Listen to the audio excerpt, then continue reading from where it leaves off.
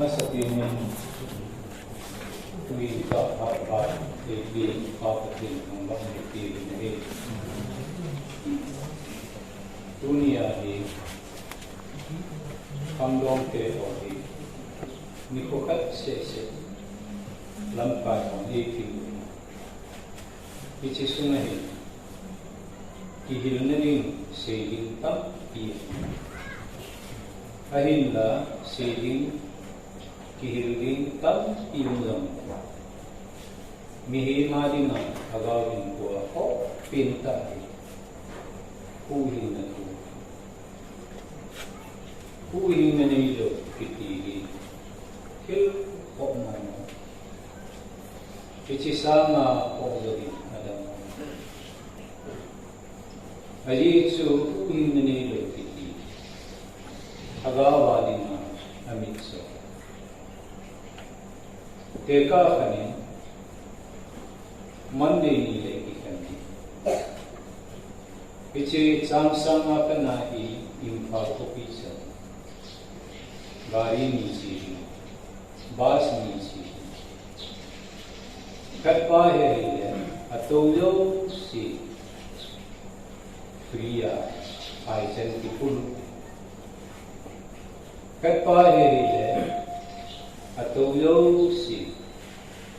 Sama-sama kana imphal sa bahara soma piling kitile pisiteni su kuise atuna tunong dio priya na isna chinong priya to ni mo na na bahara pinari ni ngawang sa alungkot hindo tinili Hello na. Kahin, hetin katbang su. Priya to naging bus pa.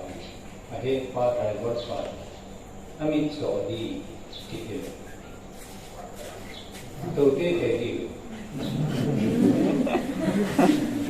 Nom kalo dina. Priya min priya no podi. Bolan no. Aji ko menso na. Mitso ka driver akan na kitisi. So ya, naman ko kita. Hangong ng kipamen. Loha. Accident na to party. At hiyamang akiyambang akot tam iku. Hiya to free hiyam le. A driver pa sumit so ila kui mato mando ibong ngayon migil ko kiti natin hagawa pin halo kiti amitso kiti amasamacho accident to din nga isu melodi kasi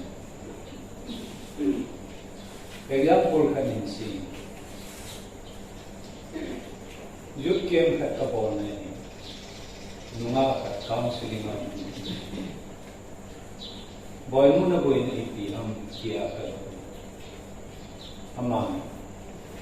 A question Sudan, Aka. La Natanaka Minisong even that is all in a part. Our beach Kadam, one with the say. Amana say na to dikis. Why po kema doma katkani. Pichi kadoma pahi kalungkim se na pilang rili. Kata asayang kalungkim. Punungin kaballe kadoma pahi es na negative. Ikati ka ati akap. Bojang na namin, lain na namin. Kasi nung siya mitile, itinungan mo accident. Ayun, api ang tao niya. Ang masama ibig mo, head Ia chu mi kana ding ma bol ding khat hata sa na pi pai accident. Ia chu accident tu pa hi ka kisi te ding ni adong ma pa chu kihen pi yong le ka sina ama ako na pila so yes na pa chu kihen pi ka hello na bisi chu ia chu lupung som la ko chu le mitso kanin mitso alam kaya elani kana ko ko atan pa le ping thang lo kiti i senge ya ko ti ai ping thang lo ma ko kiti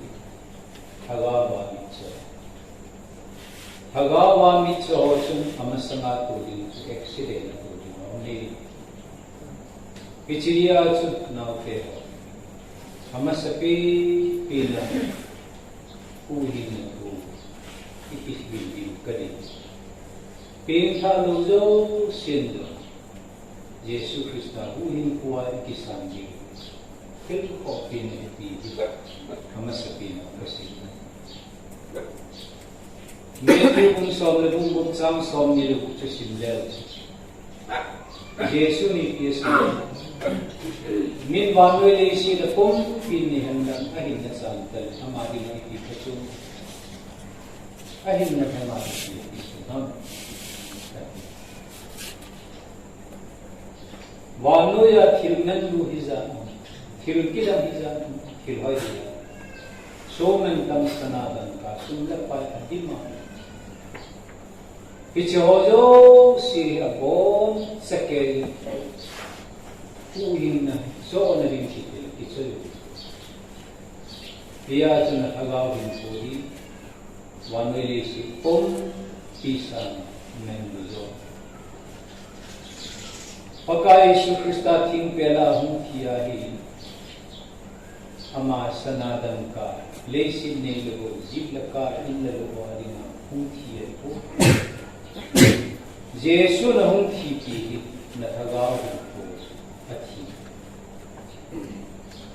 Iya chu Yesu na mayo, Yesu na hong inome. Krista ka hingzi nga kitin na naniding, pinkutsam kim at naniding. Ama alam na loko natin. Waloy sonsin na lain na hapong loob.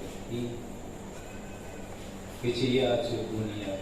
Ama sapi tak uing na uing ka ikihit. Min uing na tu sa takat sa nasip. Ahibang danang te. Dunia kin tu klasa uing na tu. Pai ta kasi. Pai ten ngalin na. Nahet sin luwa hiyang lanin yung binla. Sule pitsin het sin wali. Taasan na Krista sa nahuhin ko ng lempa na kisan wahil ahingin na yun. May suhuhin na kitili, ahahil. Wano yan mga kay pinta Krista ang katilili. Amawa ko pinto at uhat sindo kitili. Het sin set din sulit.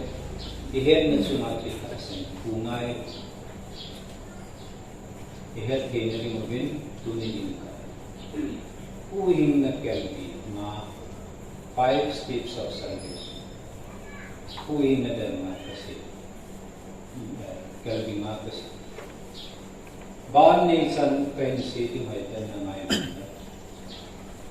Kasi itsalip na het sinuwa. At isa. Hilay pa nga su kusa daw. Gamla and wala niya tao sa. Minsan liwa at kong liwa tao kitiso. Ngayon. At hunahet siya na nataas sa nahin. Huhin na siya. Pena na niya. May pinagaw.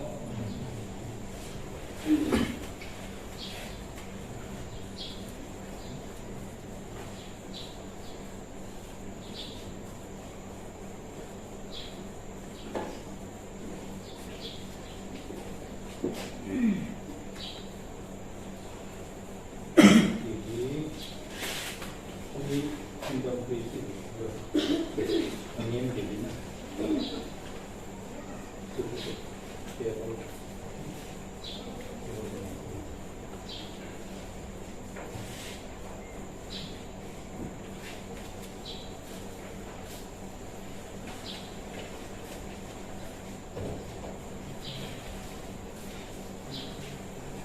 the name within therefore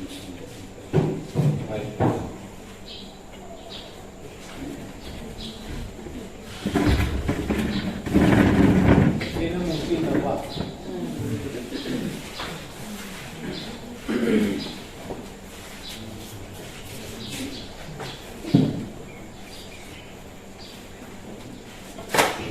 Ichihi na itingyan. Ichihi yan hona Adam le bi se itingyan. Ichihi le Adam maybe.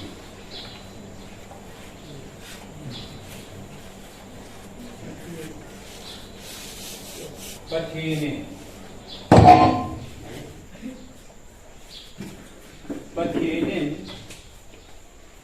mihimhi haji biyasi kirisim do si aji uma kisim suki ichi marker asim pahin aji niyasi white bona de khadi jem nalima asim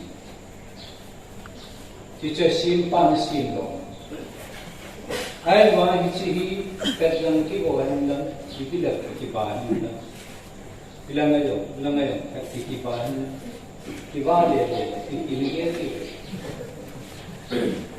ren ku itiam ho bitam ti lo ai cha ki sim lo banga ki ma ni yo ki patin na sim na ai dia Bici tu itu ham, itu.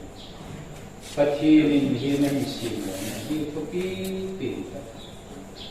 Amah, ini kocan kim ta, nom ta. Kilai home bidding manis. To have fellowship with you. Nah, amah tu kilai home, pati ini. Ia tu Bible Genesis sungguh beliau, bungkum sungguh. Nisyahi katili wana po na hukum iren hona dam le bi no ta fellowship ne ba kilal kom ni ai le hichi kilai kom na pa hi ano manu ahi wanga pati me ma satan hichi kilai kom na pa em si asu tan te buta Jola nala petsna amensa Adam le dia kata Ain le tha panasu pati lagi kiloi kom den ia chu mi din pati ko ma chi nom the yong le chi chi ai hoi la yong di tam ni ama di ngalam pim sun si la ta dam me di kilo na lam ti da Ichi damu medi la imdirhi katini. Ela netivin, nubin, ngailu. Ia ichi damu medi la kanahi. Hu hingayun kini muga. Hu dayun kini muga. Katinin lampiso kanain bo indirect. Ichi lampia ko nahi. Mihimi unci di patin ko madun kini ringat patin lampi rinci ci cross lampi ay lo le huhin na lampi ay le ci cross lampi huhin na lampi di patin ko midun kini rimawadi kelbi nga isu nungay di isi kelbi ho chun head sin mai 1 2 3 4 5 Kelbi mana sun la cross na sun la. Ichi kelbi ho chabang bana kanisi. Kyan bikan na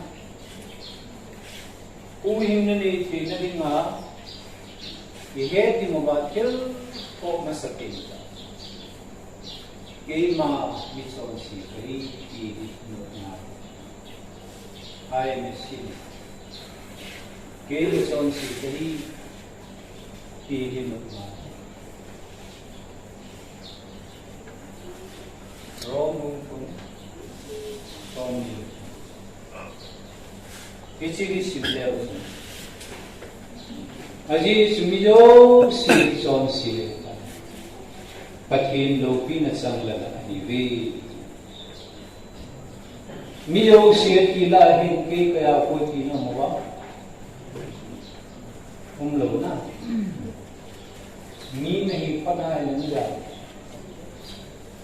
Ganit sa bonglan o isa na hingal luwa hele Miyo siya ila ko'y matsa pampet Miyo si zon siya ka Huwing na tuwit isir ile Zon siya na piti iperke Kidalke Ije na mitile ho et zon siya dya mang pahili na hi At sutiya hele Son sin na kiti huya ang kanhang kihikan na si Nawabiyang lang si son sin huya ang kipan Alam lagi na Idan mo na ang kipan na Kipan Ahi Kipaw meti Adi iti na bang ito Name si itu kita. Di low let min koi sani bola. Ilungai ger kat sudon tu ngai na. Adi low nong la polo ileu na ling. Minan si ho poli. Oi pen mai ta na.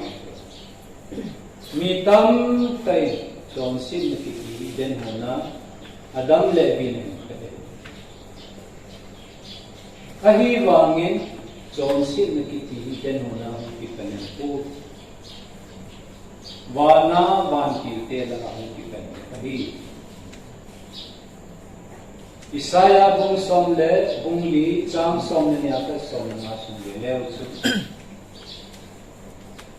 pathinin wan ki ho hi ahin sin sol cha pi pui dinga si Lucifer kiti kat na me Ama pahi sol sa wanti mola ipui pending apatinis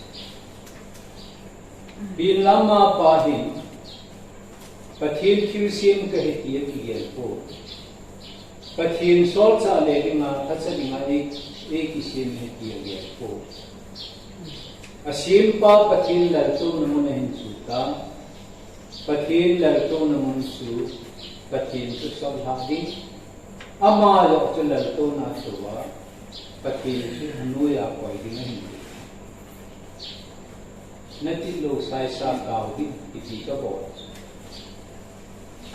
ahit kay lo geding su ka din leding ade ka kilitsa na ng kumani min kanding hindi biya sa polo din de ka pati na hindi Patin sa malit do yahin bu biya sa patin no hanga Lucifer le amanu di atile wanti tam taung jo si tuwana ko na hinsa jule ichi ahung ki son tha Lucifer le atile wanti kilo ko adin damu meji kiti patina si Matthew kung som nila nga si simle usun diabol at kilete di nga kisin damo na may kumsuma di na mo di kasi di nga damo may kitin hindi nga na kisin dito diabol satan at kilete ang nila nga pati na sino ito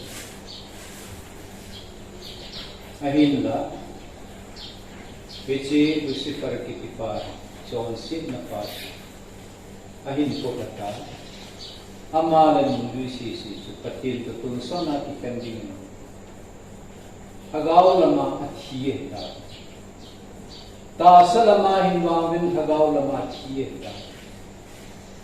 hagaw khina kiti hagaw to hai thegwa ki jam kati nei ro amawa patil to tun sona ki penna pai hagaw khina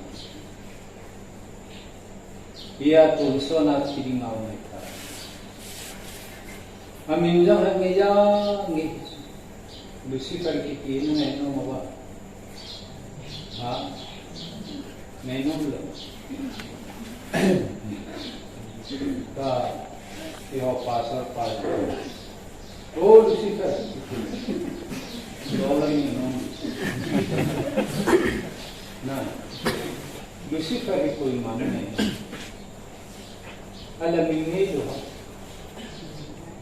amin hangi yang ay ba mami tinisinay nung ipije na mitila patina daw pa Lucifer ipitina ngayon ba Lucifer ipili suna siti idana tote atota way ham suna siati piala sa iyo pula na Laya sunasi kitipu Lucifer minhan niya mingi ay ba mapakina daw pa ng mingi mo pinso dunia na natin inunit pa itipu minisin pihoki men dosagir Wala yung panggaw tangkan na nilitisin ko. Ano pa silpa atay po. Ini minda. Numihawa sa Mary kitilo. Lydia kitilo. Dorcas kitilo. Florence kitilo. Okay na. Pasala sa iyo. Peter की सालों, डेविड की सालों, actually Joseph की सालों, Daniel की सालों, Samuel की सालों, William की सालों, Arbat की सालों, Robert की सालों, सब की आई वांगला नमीन सुई तबंगin ang iling sinyong le nang mahipatimi ni babae na mingi biyo siya kilalten iso bukpay ko na kasal ni kidal koy ham taga da o pichal na zone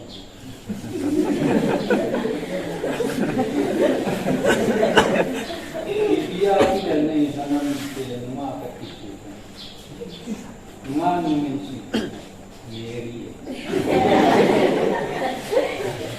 जो वे मालूम भी है साइकिल लगाया आयशा ले दबी ने कहानी ले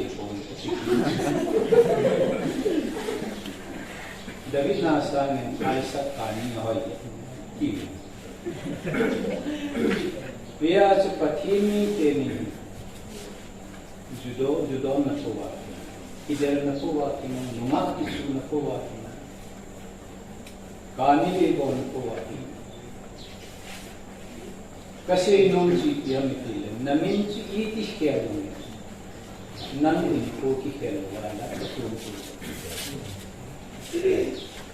जिसान आज इन्हों पानी से में हत्या चामन में आए जिसे क्रिस्टियन ही न करे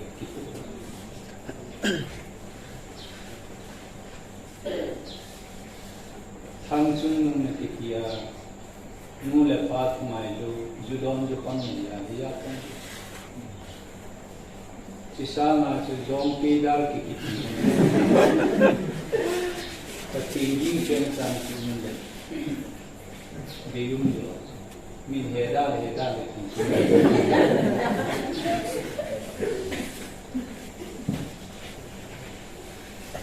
ai hilang cucu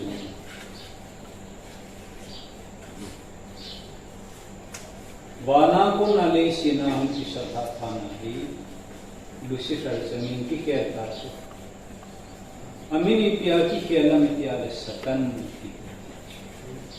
सतन इतिना नहीं नवा हेलो ना सतन की पीढ़ी मेल में पाती सो नहीं नवा लुसिफर की चीज़ सुना सीती सतन की चीज़ मेल में पाती चले लुसिफर तो हम की सरकार था वान 3 किलो हो या जमीनों की कहता वानाम लायवा से पतिन वान की के पतिन से पते की पतिन में माँ हिफान विले से नामों की सरकार था ने अगाव की न की था या दुनिया ही सतन ले भगाव चुकी को होम पथिन नलिम ले मेला सिम हिलते जो दुवाद है था पथिन में माँ ही सा दाव में दिला पुयु दिही सतन ले भगाव को किस्सा ललन तुती केता या चु सतन की तिपाल से कर चु इधन होना अदम ले हेम दिमागों की उल्टा चलना इसी फॉर्म की आ गूल फॉर्म की ना गूल फॉर्म की आ गूली मार दुनिया यो हिंद गूल पाए ये जो मिहिम सिन ना भाव न समाधि गूल की हो बना मिहिम बना चीज की मदम ले बिया धंधा पाना पति निगाव समा दुनिया पना नौ मान की फया ले बिया न की बात है जा पना चुन की फल पौधे है चीज ले मिहिम से ना भा मसना चु इधन होना चु साल मिहिम की दो तो नो ताही को में गुलम चु अदम ले बिया दिमा गुल पता नहीं dia tu satan in het kima e via dinga gol pari gol form ki kira hanna ne aman e ne welcome te pinin te dia tu gol form ki a e vi koma sia e via ga ta e via ga het ha lu phana aman ji pa ke ji pa sina ani gana pakin तो सोना की कमी दियावल लेते उन्नति मापकी नसी दाम मेलिगा मिहिलते उम्मी माउ में यह चीज़ चौंसे लपाही सतन बाना को नहीं को अदम ले भी लुम किम सुना तुलुकी दुनिया होजो सी अदम ले भी किसना को ना हुई अमानी बंगा चौंसे इकोलो बांगा इसी चौंसे की नमूची उमा इसी चौंसे की नमूची हो उम्पाई चु दाम में गिला चीरी मा इमो ने पेना लो बिया चरोम बंगा चाम सोमनी सिमले चु मी खज्जा बानु या चौंसे की दही कोई हम मी करती है अदम से अदम या चुमानो या चौंसे चिठाते चुमा चौंसे दिन वाय होता चौंसे ने किती थे गाने लोग जो सी इन कुआले उनसुके ता चले हिची चौंसे न पाचु मिहिंजो से चुमा ओमता थी न चुमियो से चुमा ता अति बिया जो भगावा ही पर जो से पिछली नंगे दुनिया mi ta na zon ja pathin mi chon si na ti lo pi chu mi thil na hu ya pathin mi chon si na ti lo pi chu nanu na pa thu na ngai lo ja pathin mi chon si na ti lo ama ba zon si sa hu pi zon si thi na mu chi chu ki ho ha bu ya chu chi pa ya chu pathin le ka bu mi chon si ni ve pathin na chi chu chu le tu ni ai hon zon si di bol ko ni lo ha ke zon si ka na bol ke hi ka ne ban ka nu la ka pa zon si bol di dan training patani na pi ti na ho कोई मान सोन से burning training की होती है लो हाँ मीनू में पते न बॉल न की सोन से न बॉल की यो ये अभी की दुनिया में करते सोन से स्कूल लगता है ना स्कूल का नियम लो किथिम सु नियम लो मिलो सिंह जिल नबी हिला की थीम जु नबी हिला सोन सी बॉल के सु के तो चलना ये हा अजी चु होवा न उमसा सोन सी की नमुची अदम ले गया को ला सोन पाउ चु पिछि चु शील पाहे नहीं नि पान बा चु सोन सी की नमुची न पा के रो हुंगा रो ता चु abang loy mu la pa thungai lu na hunga abang loy hu le don phanoi na hunga abang loy gusa na hunga abang loy le khasim khasit na hunga ta aga he ja chu sum tam ta hunga ahi wa chol chit cha da da za man na hi rong le ahum ki pan na chu idan son si ri ho en pa na chu hunga hi bia chon siat bor hi be long la chu bible mi chon siat hi tho tho ai su idan chon si na la son pa sa ga do lo thu ya na pisik hi na mu chon siat hi na mu chu na ma men sa hi Nyao tiya men sa tiya, ay lo le men sa pinya nyao tiya, oi siyo a, ano men la hon si te, oi lo ha, men sa pinya, pinya nyao, men sa pinya nyao.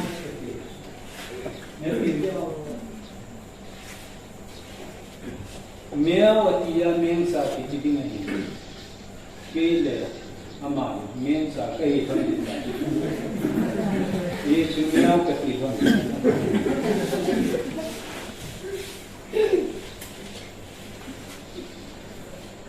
ti bong ye ya su ke ho hi dunia I bol do chon si ho ye pathin mi chon sia ke si idan chon si thi na mu chi ho na pa hunga ba ta ta ya ke si thi na mu chi ho pa ya chu pathin mi chon si ne ne the yo I ta bong in chon pan chon phalai set dong na pin pha do ba mi chon si thi la chen na ya to men sa hi ham lo ben uni tum ke yang le men sa tu ni khat me sam ham ka tu mi hi ni ti ki ti te ha ki ti te di lo ki tu tu ni ki tu men sa ni thong ke na ham ni ki ti tho min men sa ki dan ti tin lang kung bu chung kan na to bin lang Meow, meow, meow, kim lang keng không kê yong. Koi man lo ko men sa to biti. Men sa ha me ki do di. Na. Ama wa Ichigo ko ni ka tuwid. Niyan sa hang ko ni tum ke kitito. Hello. Biya chutuni hai hum son si ikol pao. Adam le biya ko na la sono son si ni. Ichiya chu Bible ni son si. Son si yung le chu mi son si ni to na chi chu. Ya tulem bagi insan number song ala katsan na chipesi ke ma kanu ai sunga chon si sarang kisi kari kanu na bu akam la yang chon si ko ipil ho si kanu na bu ala katsan mai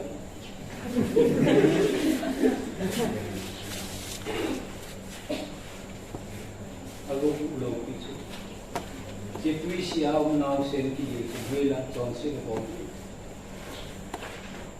Ai le ti da nan da bin kanu ai suma nau pu ai chon se sam ji. IPS nan pin ki chon se. Adam le ia ko na ila son pin ki chon se pa se nei chu. Ne pe na ge. Ichi chon se na pa ya chu da man ju ni. Ve Koi masaong ko. Ichen chune kinong chuna. Biya chichi den chonsi. Adam le kiya kuna ila son saudi. Le kikingay dam kilo. Le kikitang kilo. Le kikihudo kilo. Beka kanila isi. 1977 kumacho. Katok Allah ya, uilu nena leo, buce uka, orang saldi, anadi. Ajo anak cun football pesta lagi kompu tak, asal tengin, anak dah cun, pasal di kehidupan. Aduyo ko pa. Akalar lang su, kay kami ko pala. Ichangiya na mitya hai. Gala ko nga militar na ko na.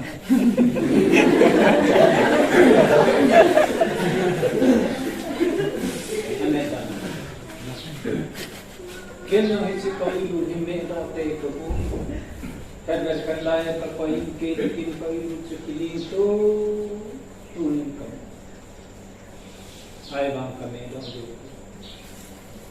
ano na kamdang bang kami do bisibong ne yatsun adam le biya ko na lasono son sit hin chi na ele in chi do ele ki ngai dam ki Mi tam tae, ha chonin ki chon pai na ki, pakin sama kim ki changin kim pu ma kim dan tiagi.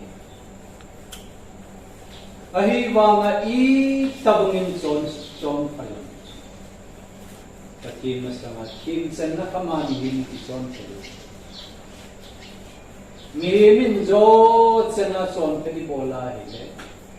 Kilisa na kambe mawan ki chon pai. Pagkain na sangat kinsan na kamasi, chong halulo hi. Ichi di atsu, ichi chong sit na idam, ichan pinigin mo. Yesus is ating kailangan pili, katil tanggal. Ani ichan na kasi nung, kailakin kawilu sa katingin ko sa ito. Hangzor kulaya hi. Uilu metin namu. Ngai chata. Nega ko kita metin. Achi naga ko. Kegi alau uilu metin kina. Ako buyang nalo. Kam sahi aget maho. Nalo hilahin medo kina kan ini kaya. Sinian tayo kana nga ama yang muka. Garanda hindi apa na kautusan hol. Lumlal.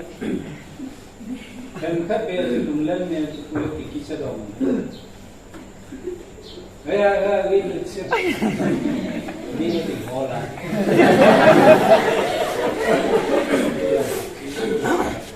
Cik tak dapat kalau suka bah boxing nanti.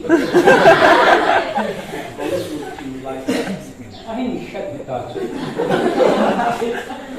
Dia tepat dia nanti. Kau dulu nanti suke suatu naik suki kamu. Anak dan ai wasu ke pena katholan he jiwan athian nai hanglu kam patina dapi de all di ano man ai se suma thi nai se mo bona hanglu se mo ka tin hen ui suma si Ulpinaga si dengan nomlo ka ng daw.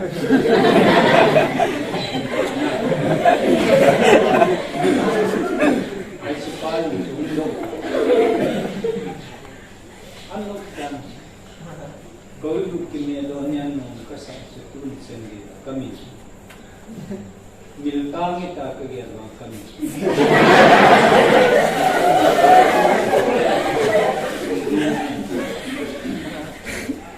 Bichibong niya so now deva kasi nung kawilu sikit kakinido ko bichibong so nadam lebiya po na lason so sit hina pa ele kikingay dang pelo ele kikipanti pelo kawilu sumidang kanin humito ibong so sit hina mo sino Icipang na idam na chen kairin, medom na limasu, midam madi. Kuyam midam, Yesu Krista tayo.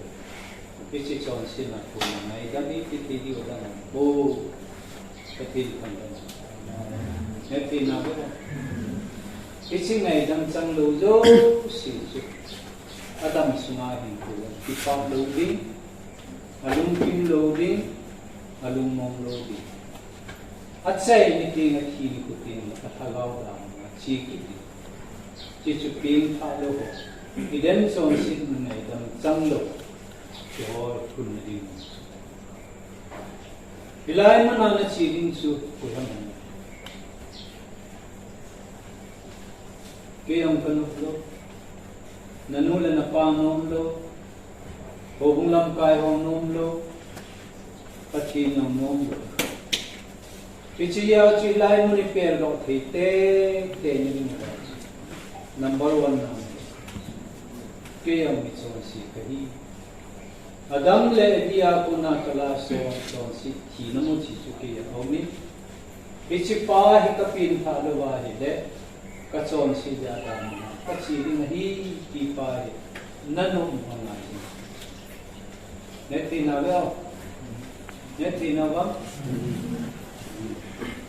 Kitchen suhut kanin. Abana Kelvini na kainsi.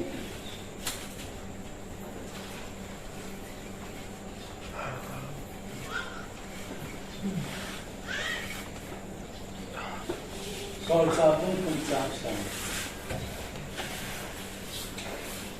Volume history. Sol sabun construction.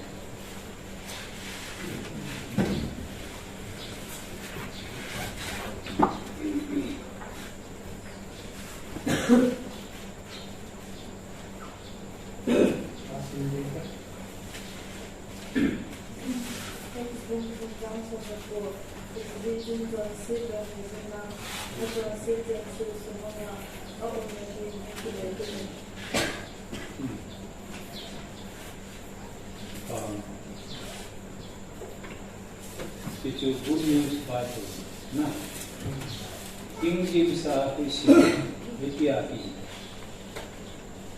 biji chun na chon sit na sul ma ngam ki na ding in de jun kung kile he ki chuti la pakaya nga ko nin hel do na kile do na pa chung du ti din na ho jo sia di ma ubur sa Krista Yesu su na he mo wa hin so ki de he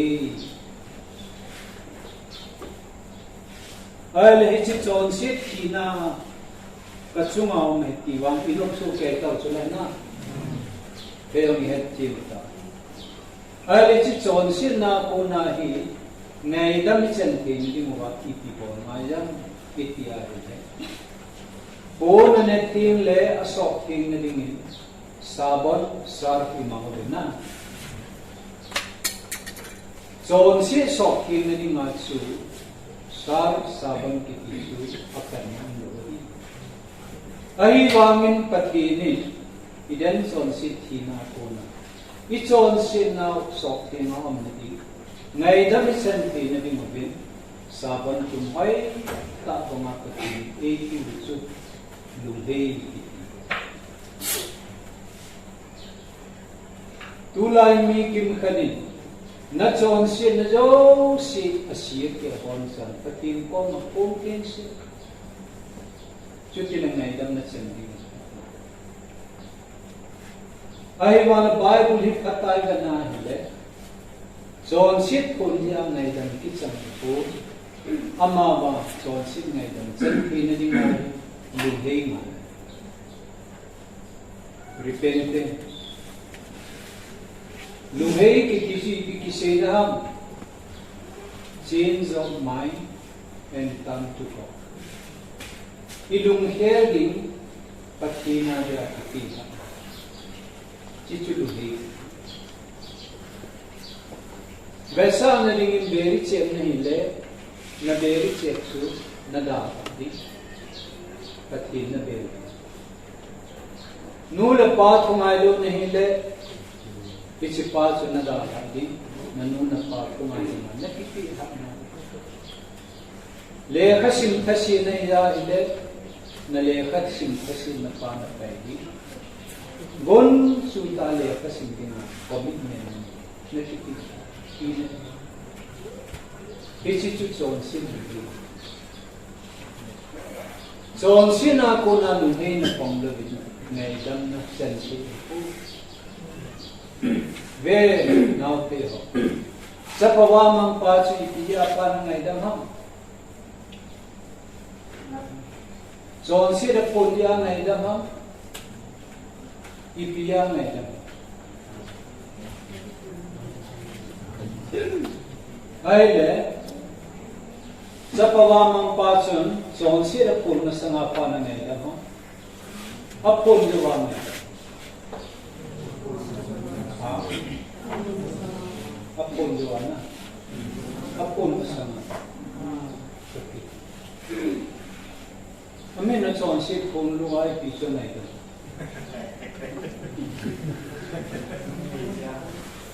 Kami na chon si na si luwa mi na dam dito.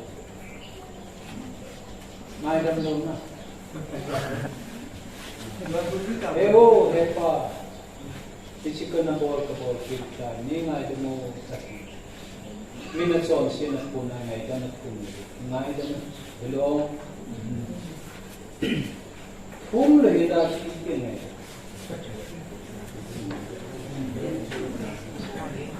kalau na hei ta ki ki he ini sa si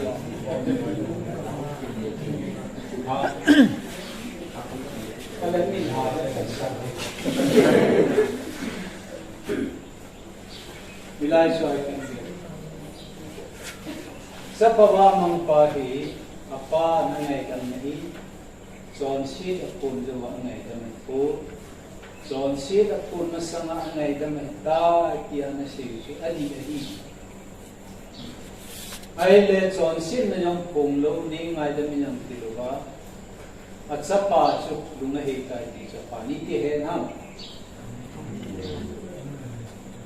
aji chom na mun hi chi na mun hi wo kong hello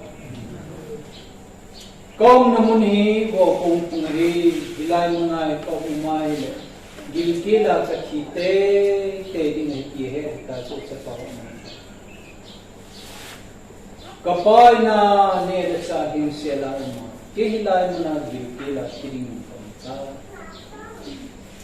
ichi yesun ke ma kikanin ka ichi wo kung hidalang ti kapay chikang kati kadang ting lehepa wando na lang mamin ng katson sita natsati dingin kakilong tapo naso talaho kay kundi siling gating at iso ilalo na sa lungahita sila na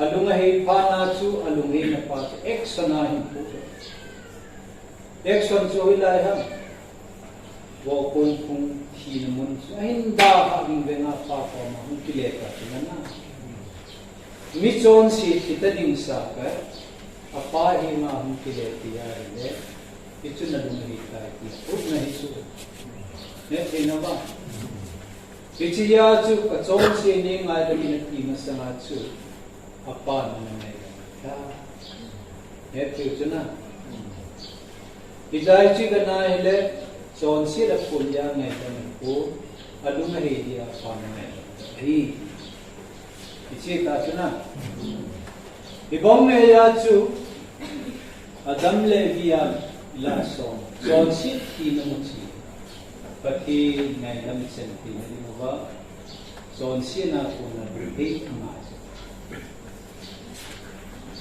luhe nga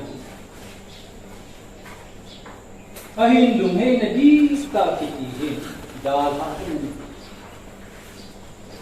lumhe na di katihin ikan pilingan sa pawamang pasun kalungkahi tatihan lang kakisiyatihan lang bopong mga sinumong laiya ha pahuwa na din kakisipanin kawasin. Bueno, kalungan kaya kahit boya putul-tul.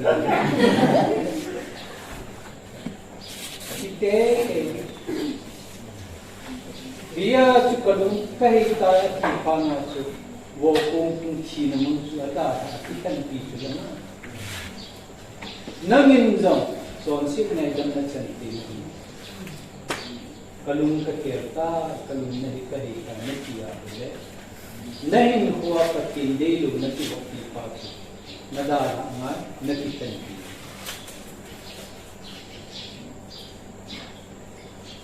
ikan pinang lo dahan lo di alaka na yan kol pao bila imak kasung lo something good for nothing.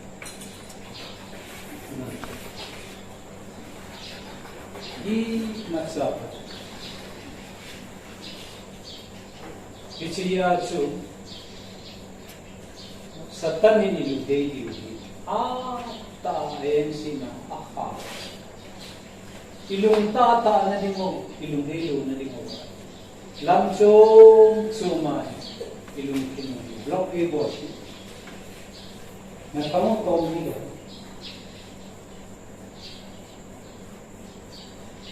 Ihet hilingunte ka akan hiksi. Sucan pula nga, gyalzang kiti kukat. Bilaya puset kagabol manay, nunga kat counseling. Kasi nunga counseling nga hundun mundi. Puhin at puhat sa atas. Sientan bueno ini oleh Tuhan. Ale Krista na kisando Tuhan. Iti berkahi oleh Tuhan na waktu ko kalumabuhi. Abel kasi masih sisi. Kipanin kayo ng sungkang katala. Bueno, iti sungkang na pagkasilip at ikasisa. Malkat kadating. Bueno, hisi margit. Filman kamita. Allah मैंने की के ये हम लेकिन नम कलम से दिया सिटी हम लगा क्रिया में दिया कभी नहीं किल्पिन कभी अल्लाह की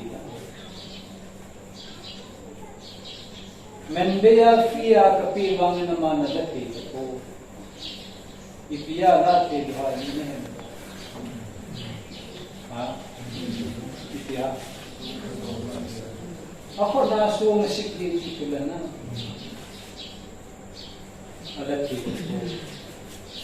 Ada boy nu ikiri nak kerja nak kita bang, suruh kasih.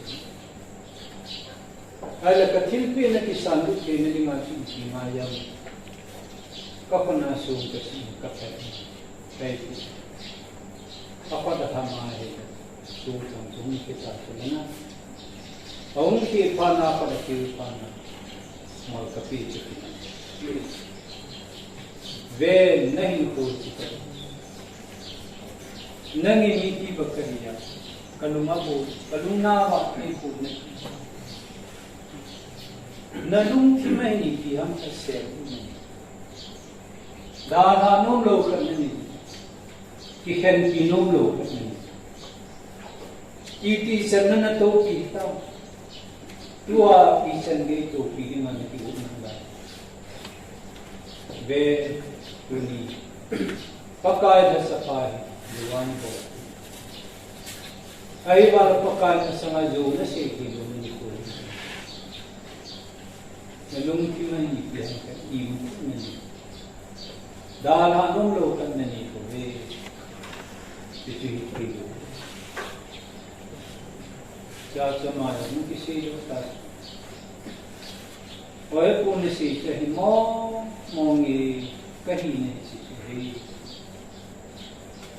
ये विजय में किले दौमा करनी में हो कोई नहीं दौमा है तन ना वाले भी जब सपन सा नहीं का असुंदरी हम की बेले सुन जाए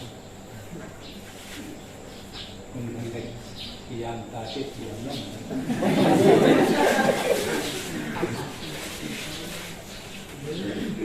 dia samahi kaite bol hangkat doma kan kekilusi dan thinga ki sending ka ki hangle amanu lapan mazano po keinu le ki pan mazano keini dinga ki zam tayo su upai Aina tuni Krista kisah kadang mapatok kasihan. Basically gila hila kadang boleh kita. Ni kaya ang boleh nasi. Ada ang satan ni nak buat kita. Picun kin kasi. Ven boy no namasanay. Golham niyaw. इसी बोल हम ते नहीं कभी कैसे बोल हम रोम पास कटपा है ले नाजरे बोल हम यीशु क्रिस्त अमानी है नन नमाई ची ची करते kitchen feeling in the day ची ची आई वांट हेड कंडिंग कनो में नहीं नाजरे बोल हम यीशु क्रिस्त नन नमाई लो नहीं थे नदी न तो सीखे अलोग न थे संकर रे नमारी मुस्ता न के आई लबे कैसे बोल हम पाए नम नमाई दो आई वांसु नि संगे नम के आई नवा सिना आई न तो पाचन न दो मपादी न सिजी माने के हना तो सो नि न सीरी न दिया Ahin na tolo pa baite ulham pa sa nakitana pin thalo ba tamna na chilin na tunin kita kei counselor ka hiyang who hing na kiti kinang punamin by force in kapite nang makibila kinwang kasit naman Nadaw mapapay ke bulan pa na kinanatin kaluan na laksa. Nazareth goal hama kela ki pa chi taninda tunson hina na chi kat iche sunama ami chi de oi ko kadong ma pa dropo da ta Nazareth goal ham Yesu Krista kabuli puri ki santan midilongin katini ta Krista di katini kamena Basically, Maya, now.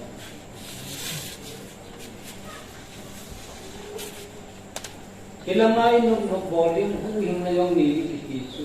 Formula 2 plus 2 equal to yan. Ha? 4. 2 plus 2 equal to 4. This is formula 2 plus 2, 5. It is 8. Naging hisa ko, yung nagsasabi. 1 ho, bumbong ikaw. Hildo sin formula. A formula dundu ya ki boliwa. Ang tato di ngayon. Ibang ngayon so kugin na. Kalungka hiyali, kalungka hiyali tiya. Pat hindi do nilatsan. Nulakan, nanula na pato na kita. Nalayakas yun na rin. Apapoy tiya nagyasaw. Nadahan, nakikantima. Juta chule, tasa na Yesu Krista to nagigilito. Nakisande, patinin, don sikina. Adama po na hina. So, punatso. Ngayon na puti, sila na ngayon. Ngayon, kapita Paulo. Hindi kilit siya. Niya, may hukam sa masa. Ngayon, na ba? Jesus. Di Korea ako so. No may sumahula po. Hallelujah. Praise the Lord. Amen. Kitiso na. Diyong yung balumbong. Praise the Lord. Kabi mo po burmisan sa ko. Korea tehi economic lang na hawak sa tagin. Sumnapay nilat sa asil-latsin. Narhasam tapovin. Ipikane di hamti na lumakam tapo. Sampal lang likat na ulit na kahit tutuwi.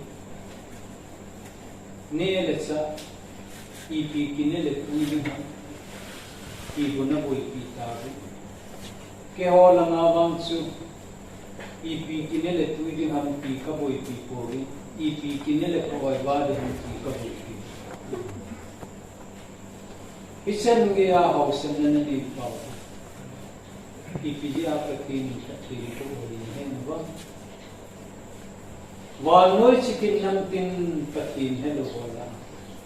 Nanay na buo na piwa misam na nato na din patin patay na buo rin. Pisi patin patay buo na nasankawi. Alam luwanan sa wahile. Ve nahausan na anong duyay. Ula doon pangwin ang Pikat yung kitson. Hallelujah! Ang kitson. Kasi sa ikawang punta. Kung minutin. Ta'i kway yun. Ipada. Kalung kinatong. Kunia. Restaurant sa KM kanisa. Iso. Atipaw na ni Asil. Hallelujah, praise the Lord. Yo, sige pa na kasi.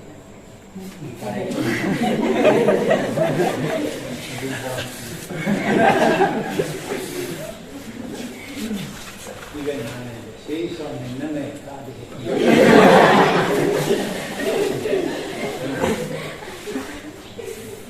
Ingit ibig sabihin makikita.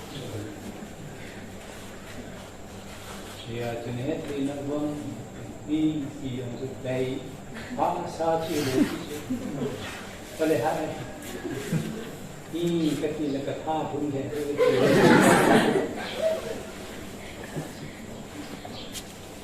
chỉ chú lùng hay cái gì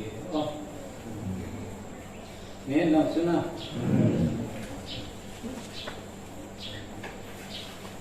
cùng chân là lúc nào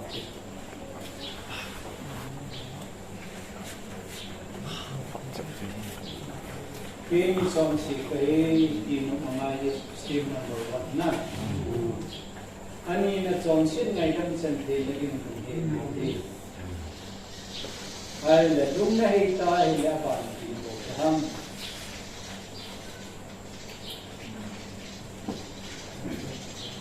rồi lúc xong thì cái sam sam này không sao là họ không xin cái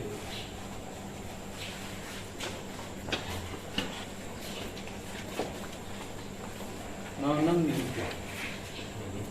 lili lili misi kita berdepan kita mungkin itu berkelak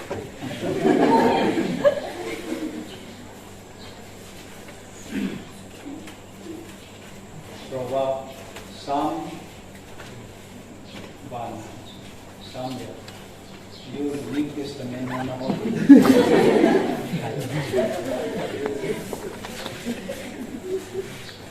ayo go bahwa pun suami ini sang kawan atau si selong buat tu ikut orang orang tahu loading ini atau si pun doa sumil tiyan ketin ketona ketin loading ini tiyan tidak hati di dalam tidur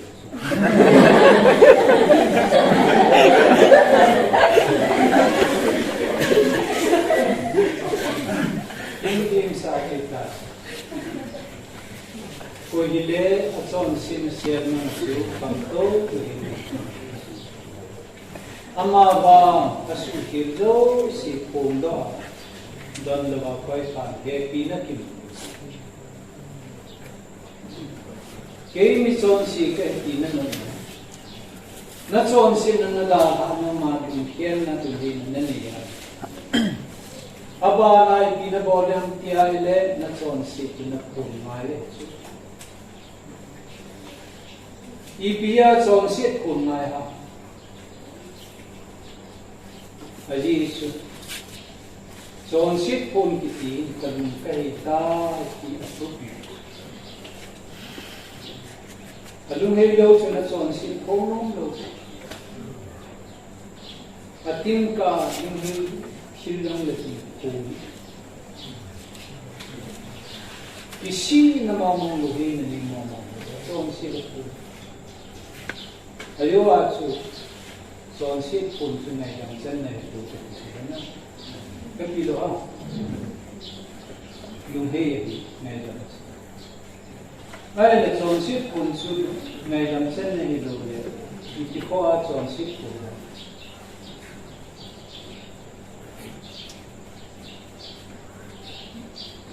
cuốn lưu ai luôn thì phải đi kỹ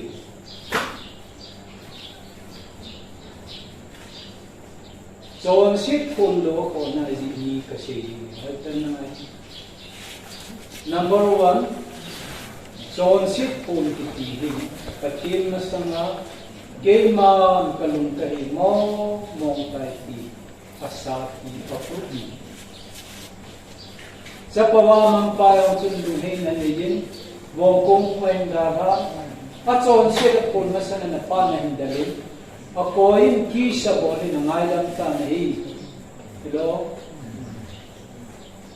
amin kapani bangay so may ngaylang ka ipun na ngay po itiyaw ha? Apun sudah na. Apa na naidam liwat chon sil pun su. Epa wando na lang mamin mo ka chon sita na sa tigin ng ka kilometer po.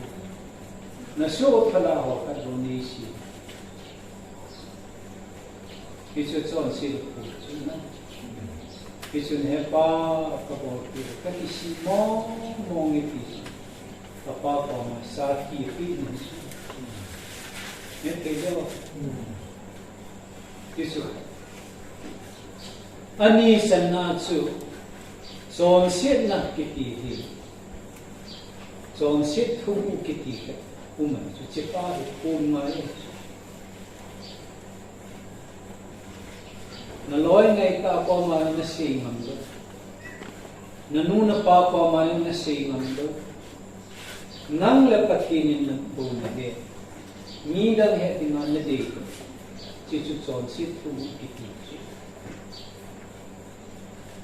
Pichi pa chi. Lem da bine. Katson si na kamaya sila. Ngi kasu ki kalungkin ni. Ipisi niya. Uriya ini ibig sa bato na daw taso.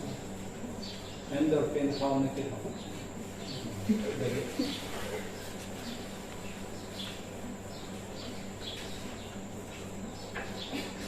Insunga agati huita. Gamla kima tuiko atisya. Uriya ini ibig sa bato na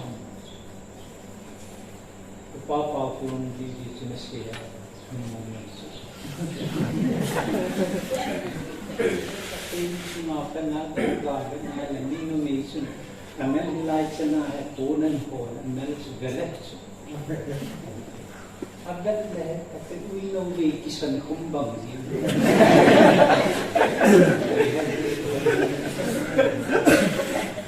Suruh kataku, cinu kuat tuh. Pasopan bejalat hai lempan hini kintan hini nasi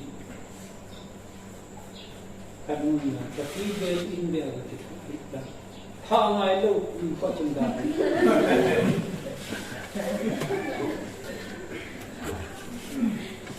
karena ketiga ni kau ada lempa kau mahu Mahun tapi ninjam cici kata kita, lihat ulang si siapan bindok, get ada kau.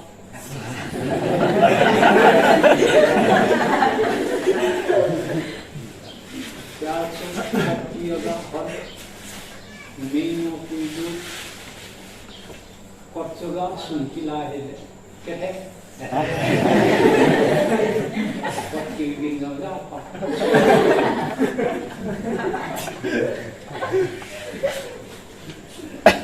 Aja so, dan semua itu, anak cowok. So pas ini, koi mana ni? Hejong lele kan ni, itu macam ni tinggal. Koi macam ni. Koi manam na chon si kilo wanga chuna. Anung kim si la pahe ki macam lu. Kachon si kamaya kilanjingi kasu kilo si kalung. Kamaya kilanjingi tichun kipan ni. Lungkim na le lungmon na ni kita. Pichiya chu na than tim lau pa ko na achon si thu pa ai ta ko ting se la kaw na amen ti aki han tim pa na amaya ki na ni cho sin pa ka ti ne ga cha hi ka ki chi chi duni no nang chon si thu ki am lo ai ba ka ti na ni Ren hal ko ke pastor amas kani ang lalim kaloi pa ta thum kam kam kachi aji nga hi matta ka ti ko kaloi pa tha chen thum ba ana ka sa ke ang kasu ni ke than na ko o sa ama pa ta kam ti ti Kami kile, loi pa kam gul pa thang rin che ta te yang ni thang kam ba ya ta ti ama mu tu ta si ke thang ba sa ta na ki ke gul pa ki thang ba sa ka na ka ki pa ta ta la si ka dung ki ni na ma ni ni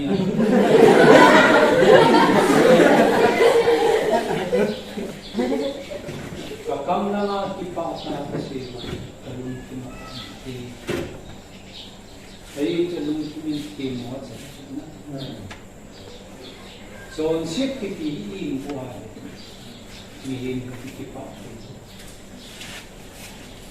sulit yung mong kaya ichiyachu so on sip po ay parsan kung son nila kapila ngay teho Behoy lungin ke moi chen dawai le patin na malum ham na he ilung kin ha ki na son sik u ne dawai skul pakai misan ki ham se itaw dang le no son sik u ne kumin patin kom ta na taw nun in su ta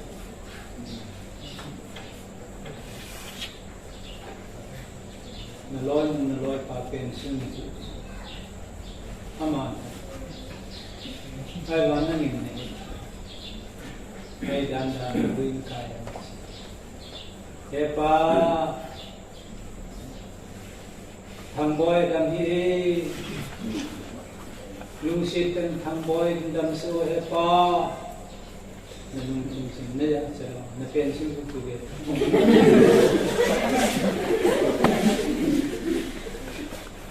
Nakipati na tao ng haplo na dia chon situ pun kui koma pun dia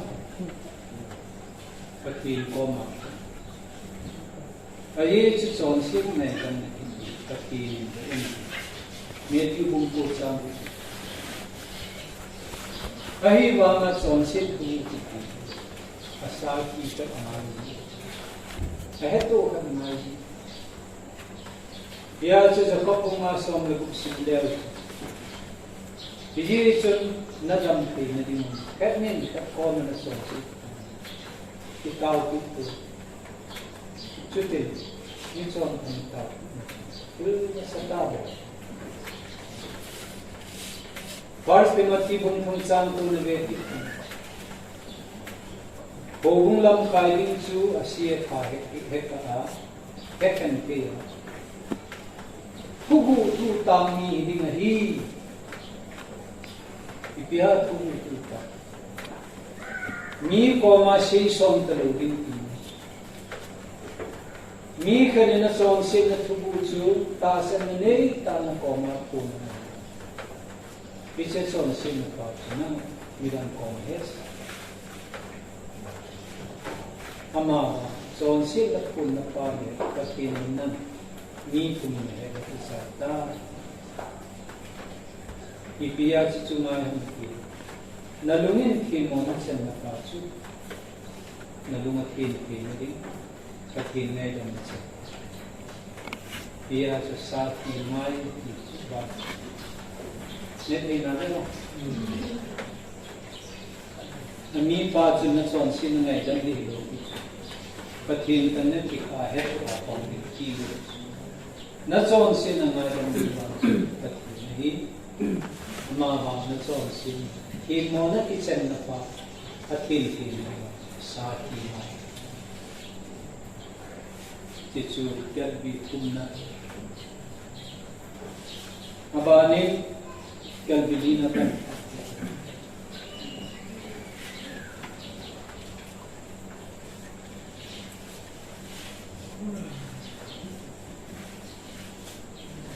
nila pinta wa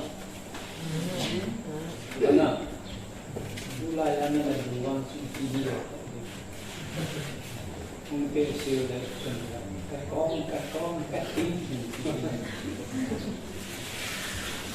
ta nó hấp lại tôn không kê ông này khổ sẽ dua na la itu mulu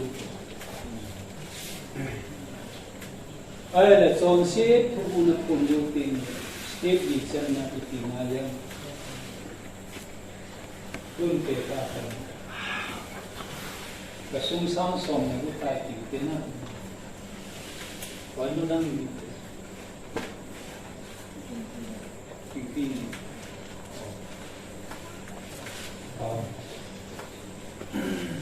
Being kasing samsam buta. Atang ada bicara. Yang example, dia disundan. Kasing samsam. Kaya ang mungkin kita kamna. Kau misalnya ada kisi kita.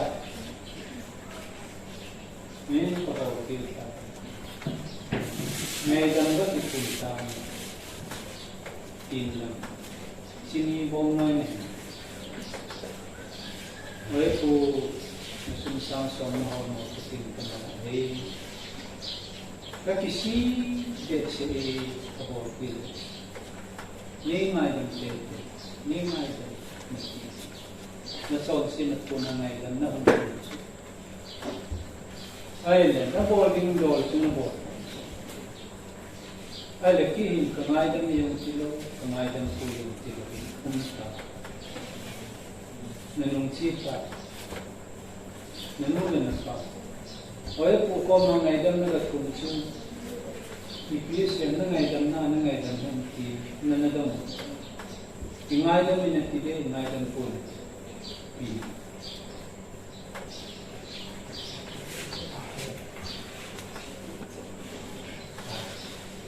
itu ingaidam ini tidak ingaidam pun ingaidam pun nanti lele nang ipi nado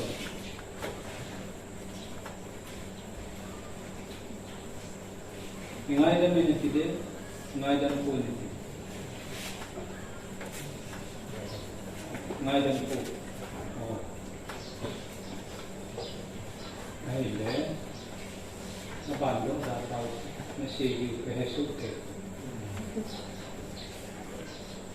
Ngayang po nakita, inindali. Ikita na ngayang po.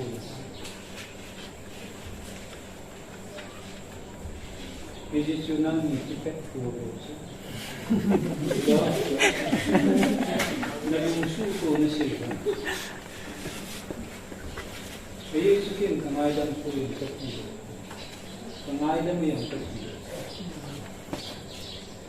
Ngayon salbang din natin sa chichiyan siya. Kaya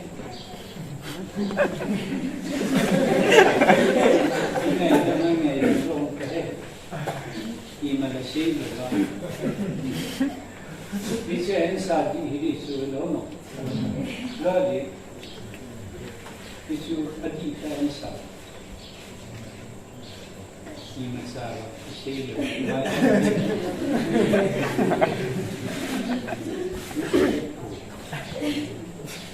Kamlo pun dapat.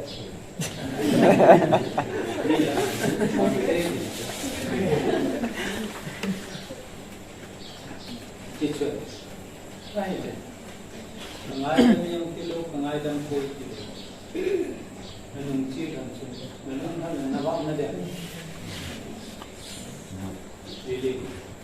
Nawag ay tanan. Nawag na din. O, tingnan lang kikibola. Ingay lang yan, ingay lang. Kala matusi pa nila. Abang lang. Ingay lang di ba ako? Ingay lang daw di ba ako? Natibang dito. Lumboy na nanibang dito. Kilo Bichu isi hami kilake ya kona kangaidam ta kichi ta na het kan. Miping pa ho ki pa we alumo mo ki iti ya ki pa. Aji por ya ko ki pa me se su. Aji una. Aji por ya mi ki mo pa mo ni. Por to. Atana. Pangolin alungkot pidi nipim tha sa te ki pa na ji chi ke mi son si dam ju ji Krista Calvary ati ka chon si ju si ta sa chu ko ki le gi na ko nai dam na bulin se ni na mai dam ai ki se chi no ko ki pa nai dam na ki he chi na ki pa Bia chu pathini ka chon sin nei e ngai dam ham e ngai dam do ki ti ma pathin ka la ki o the ka ko ke o ni no ki se na lam ma da o ni in do ka ko ki he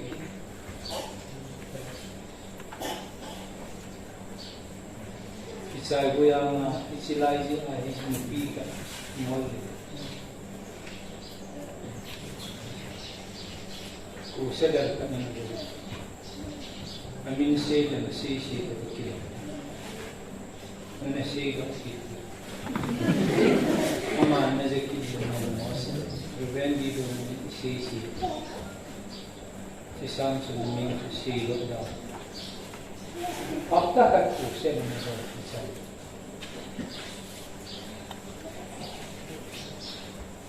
Ayolah.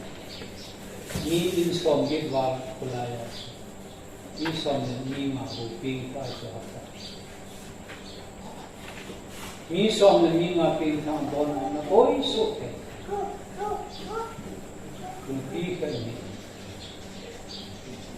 so ni lang di en mo la ta ani yong se o yong su ta pakai ti yong pakai ding do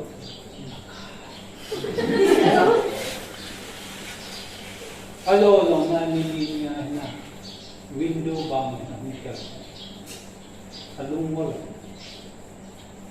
siya hi borok diken mo kumata o at ito po na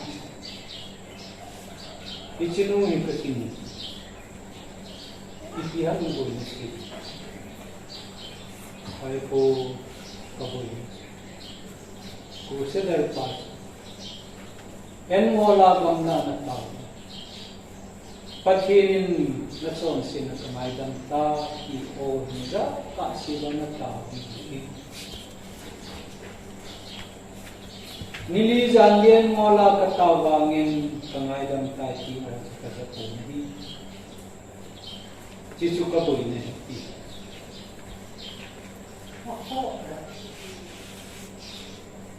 Ihil na dito. Kasi yung merci na kihorta. Merci kung saan na nitsang saan yung kudulas. Zona merci na tayo, merci na lang. Ikitalogin mo. Aman, merci na huli na horta. Kaya kiniboy. Yan ang patin ngay lang ng lahat. So, patay yung kahilsi. Kahilsi na ay nahitsil to patipato. Medyo mapatin ko matipato.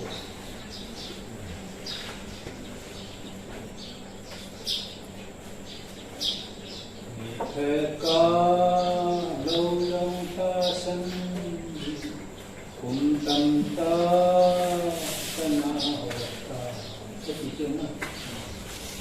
Mithat ka luwa het silpi kung tamsa niliyo yan.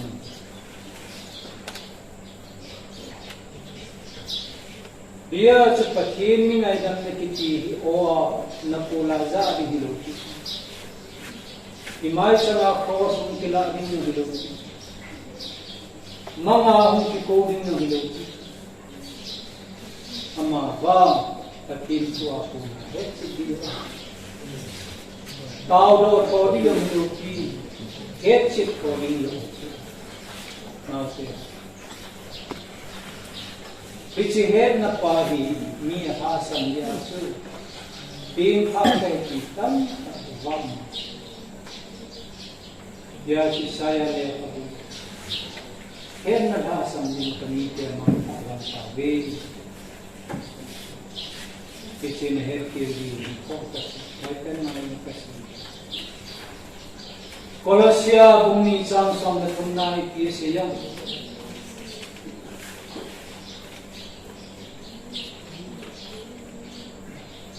Ini menginsitu. Kadang minta kahit nang seperti itu.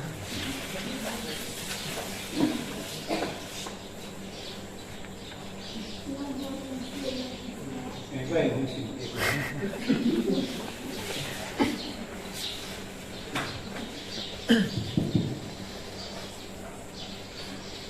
Nông hồ trong xế là thị xã, nó ta sẽ theo dòng chạy tân lòng là hiểu biết, và thiên em quý phá tỏ, nó cho hình khổ ở vợ, trong xế nó dòng xế ở ngay đằng số ấy thôi.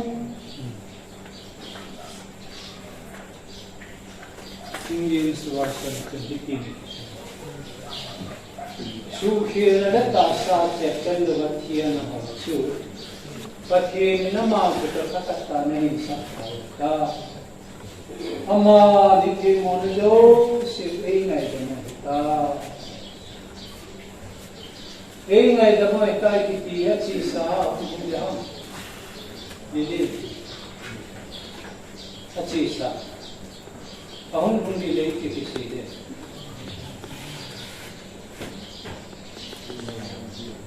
Ingai dalam dia. Future ya itu ingai dalam dia wahai yati sana. Kita ahun pun dia. Ikie sini. Ingai dalam kita yati ada past tense kecil. Nanti dia अच्छी सा की पीछे हुई लाया था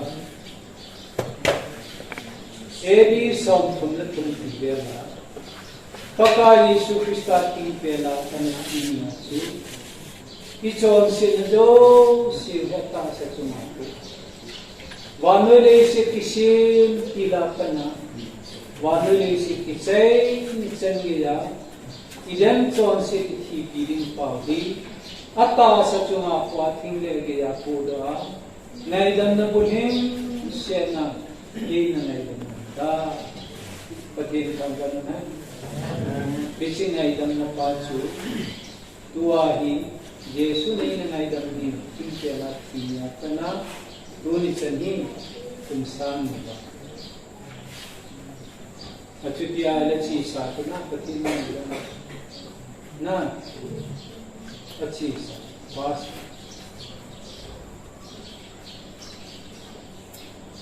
पठेन नहीं मायदा मोंता विषय पठेन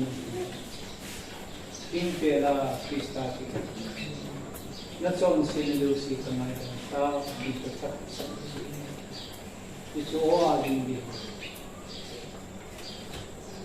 यह चीज़ भी नहीं जानते करने से Sapakan ni apas mo ko isang song ni Adam mo iti aloy buho adu buho nong tahin ko sang song ni kisay panaloy buho nadahagam kasi aloy buho nadahagam panamahan kung naring nong nitalo नेने दिन लोने कलो गीने दिन किचलाइता मालूम लोटा अपा पमान उनसे दिमती लपा किसा मसी मंडो चेलो दिमती किना हिल गिल के लाती मान आइले सिखाना ही इकिया बोल ले खा करे एफा नसफा केमा Nasum ko isang song ni sa kanabu. Kaloy ko gulho to kanirin bo san kanesata. Kasum kapayo si kisay panin kaloy ko gulho rida kan saring kasangkata. Kun naring kanipo. Kila tilingin kamta. Nahinga hong din kapilan ng mga kakisan kahong ng puno.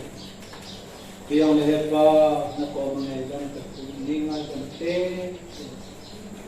kakeli ni sile kaya kayo ngay lam nga hile kahung meeting kamuling ikot may bahay tekung pon ka kain kumula ka na kayo gadi pon kam sa nakita kapali nga ilang tayo kahit Kipatay ka hindi kita. Ama ba pun kang sa kita labahin. Kapani nga dang po iti kahit na hindi katisi na kakira. Kisile katat sa paano na lumusibe sa iyong at sa paso ngayon. Ang ngayon para sa kangayon mo mong tayo at sa panahit hindi nga ito po ngayon. At sa panisi bong kon maya hati aman pun kang kan natanatiyo alung natsim salon ayo lang hikapan ay kay sa nakat lang doon pun ka na to at sa pahong ni kumula ka na gaganay kon maya pun kang sa nakat oh, bitson si kapanay nga damta kakipatuloy din kumulit na lang ipa tayo na lupa alanaw tayo ka doon mong siya bisit sa pabamang pa nibut sa paso kapanay nga damta isipin oo nga dyan ay po na ang mga hundi ko yung ito apan lekain pa doon. Alawi laya sa kapanay nga dyan sa kahit sila.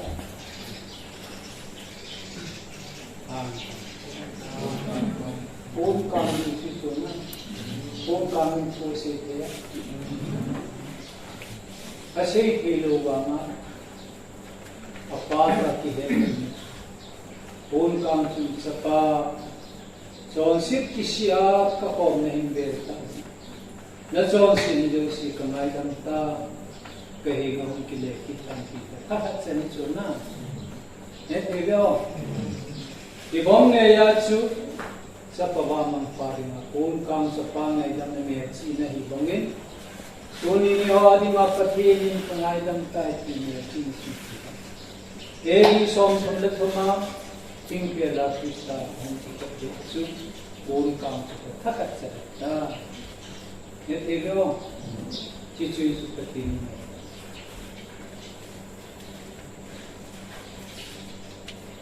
Tuh, at sa ina, let nga na hinsi.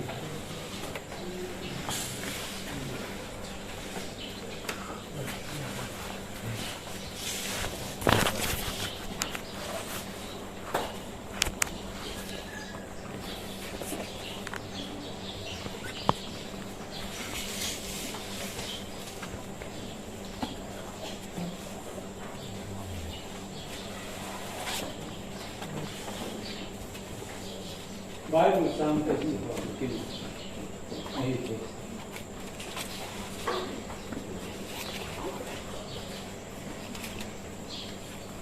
Aile, state number 16 sonsi kahiti mengenai isi tawina. Anina sonsi ngai tangcang kini di buhe ngai tiyong tawina. At humsan na buhe ho sonsi da po ngai tiyong tawin. Alisan na patin katon sini nga gamta tihet sin lang ni tabi ala ba na ikinganya na iman ko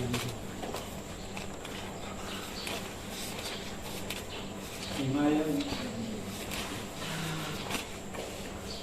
ani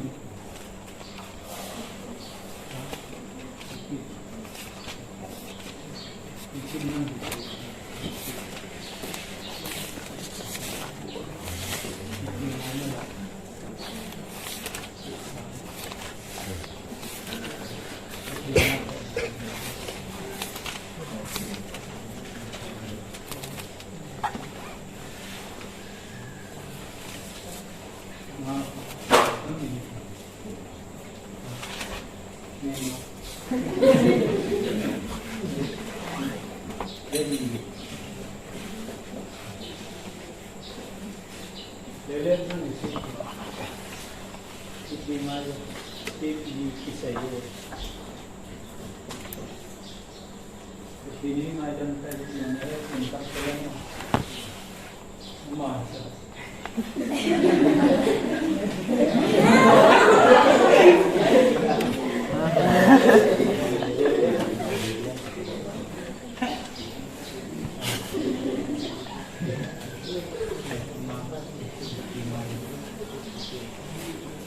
Ini macam tadi, apa?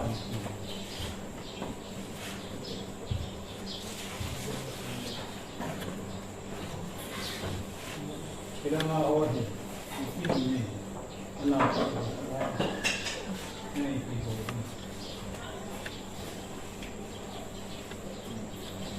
Diloring ini.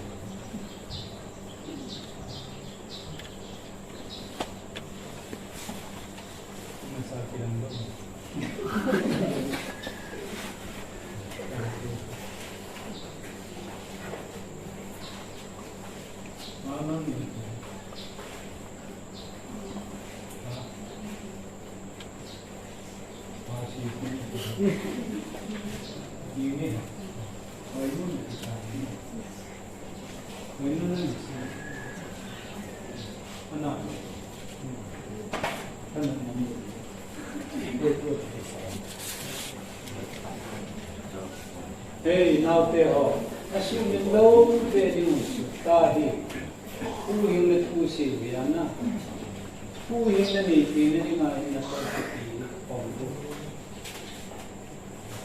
so on Pedro in a Tordiajo in a team.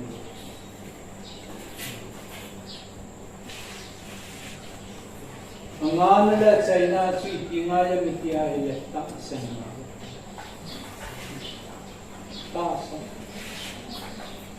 John kung katsang so many betan. Kaya bang naman na sanga maginata sansansu pagin sa teri kiniling skupita. Pagin sa hinaling ay ibang maya. Lilit. Pagin sa hinaling ay ibang maya. Sigurado.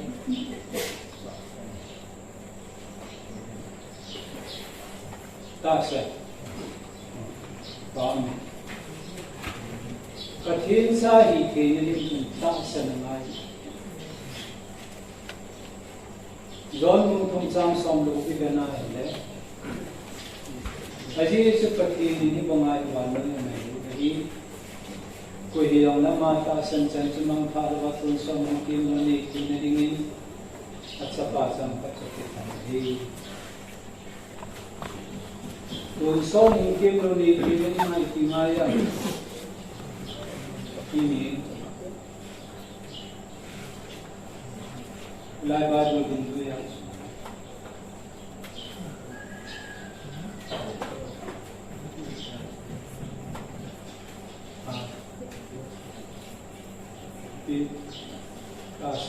okay jadi kita aile Bung Pungsang Swami Gina Ile sa patasan na tutin sa nga. Patasan luwang tutin mo sa nga. Aji sa man tutin sa patsangkan na. Patasan luwang tutin. Patasan luwang tutin mo sa nga. Hey. Pakay mo sa nga tutin sa naging atin. Patasan nga. Kikitula na. Kaya nung. Di na sa na. Abanin bunga som ni daligan na ko ilay sa patasan sa tungkol sa minani. Kupitan na ito luwas kinako na inarakay ta kung sa minani hinani masi kinaya ano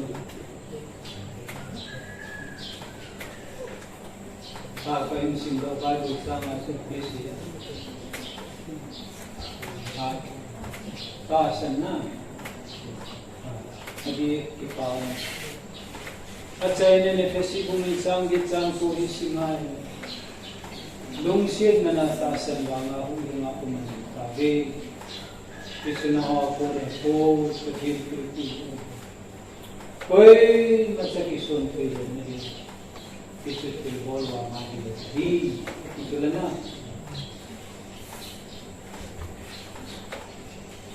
iso mining sikihan huwing na sikiri kung sinasiki pati naman bayay taasan na ikisambi at kihinag Nete nabi o. Iyatso at sa'y napinta so taasan na Krista kisambut so hinay. Ito kapinday ka dun. Ibiya taasan ngayang. The Bible song na katsang katsibela. Taasan kikihit. Mulo light sila mo ikikat sinay.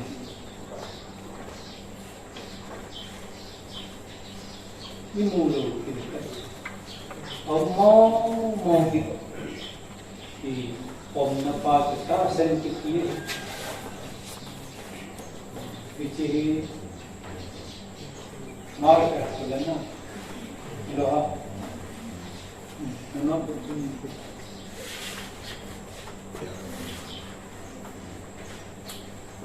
Ini marka.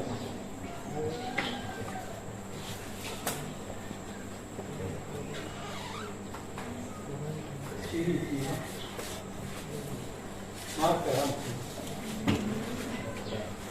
below ikiban lepa marca di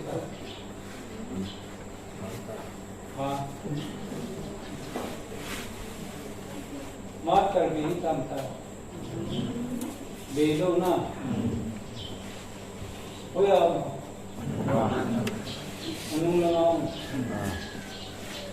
anong lang ako sipinahin mo?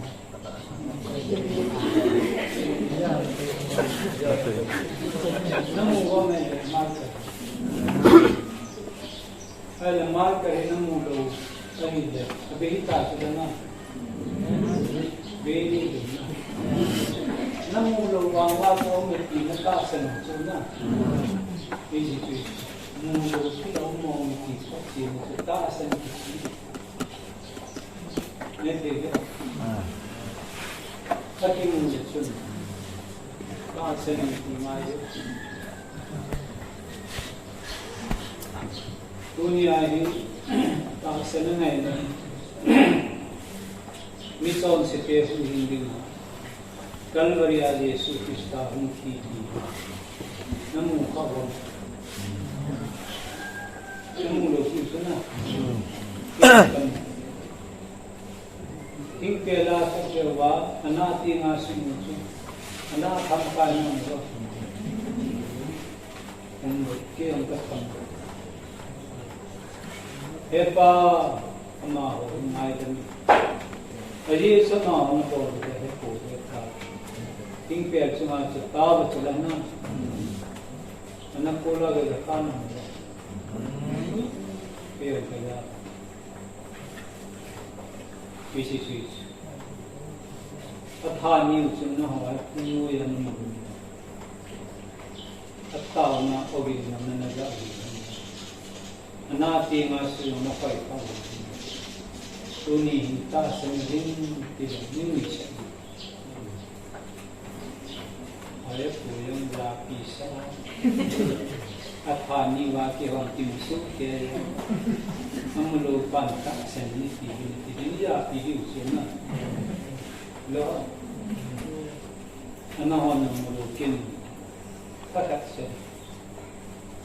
Ahiwa nga su imulo, iminayang imulo, napulang nizalo, ikonayang itong pali. Ay bang patinde ka hindi ipali. Mula itasan mo ay mo iti pom na ini na isipaso na pom tiwai uwi na ng di ati abaya katasan ke wang kinan Pakilat le ahoy mo be sen ke wang katasan ke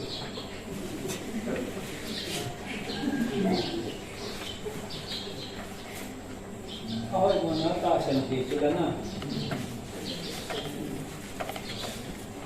kawai sa be sen katasan ke puti kadang mo be sen katasan ke puti puhing natasan ahawin natasan te awayin natasan te ahoy